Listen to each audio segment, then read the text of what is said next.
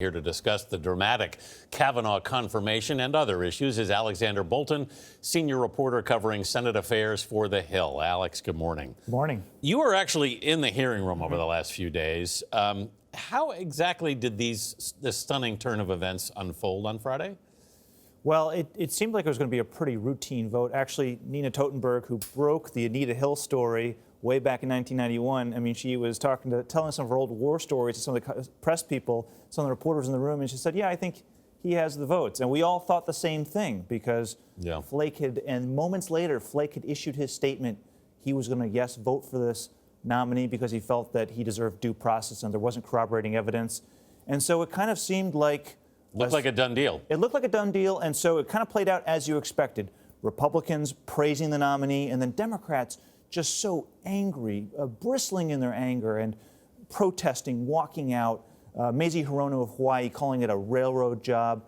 Kamala Harris of California refusing even to speak. She didn't even want to dignify the proceedings by saying anything. And so it was so tense, but yet we thought, okay, we knew where this was going. We thought it was going to wrap up by 1:30.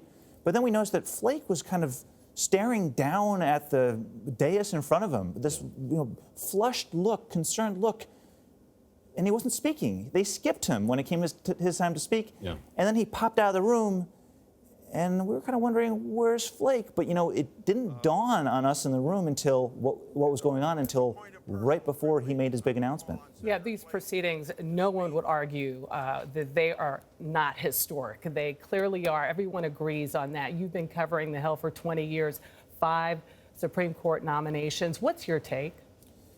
I mean, I've been covering Supreme Court nominations since Chief Justice John Roberts, and they've been pretty boring affairs, quite frankly. There's been all this hoopla over them, all this anticipation. People think back to the 1991 Anita Hill, Clarence Thomas showdown, thinking it's going to be another big story. And usually it's a very boring, dry discourse on case law, on Supreme Court precedent. So we kind of thought it was going to be the same thing again this time. I mean, Kavanaugh seemed like a squeaky clean guy, and the confirmation hearings didn't get a whole lot of, the first round didn't get a whole lot of attention.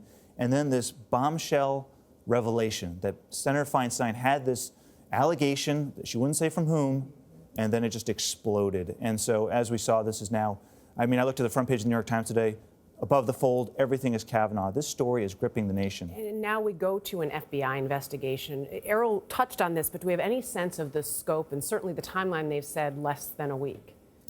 Well, they have a week. It's not a long time. Chris Coons and Jeff Flake, the two senators who basically hatched the deal, they spoke to Rod Rosenstein, Deputy Attorney General, yesterday on the phone. Rosenstein said, yeah, the FBI can wrap this investigation up in a week, but they're probably not going to find anything, given that this happened so long ago. Also, the key witnesses, the people that Ford say were at the house, they're already on the record, although not in sworn statements, not speaking to investigators, but they're out with statements through their lawyers saying that they have no recollection of events. So unless they change their stories, it's hard to see how the FBI is going to corroborate anything Ford says. A week is an eternity right now in the way things are moving here and how much is happening every day.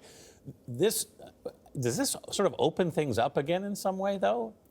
Well, I think the week is important, not so much what the FBI finds, but it gives the testimony, Kavanaugh's testimony, Ford's testimony, a chance to gel and for the country to think about it, for people to react to it, for the story to gain momentum.